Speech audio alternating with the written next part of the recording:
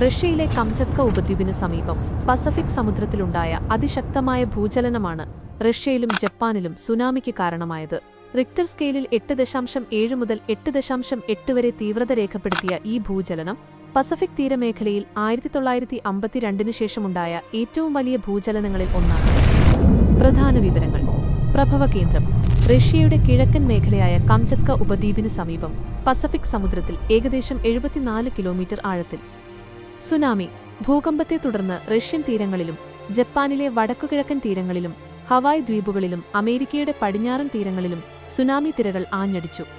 ഉയരം റഷ്യയിലെ കംചത്കയിൽ 3 മുതൽ 4 മീറ്റർ വരെ ഉയരത്തിൽ തിരമാലകളെത്തി.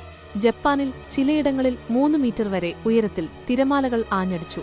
നാശനഷ്ടങ്ങൾ റഷ്യയിലെ ചില തീരപ്രദേശങ്ങൾ വെള്ളത്തിനടിയിലായി.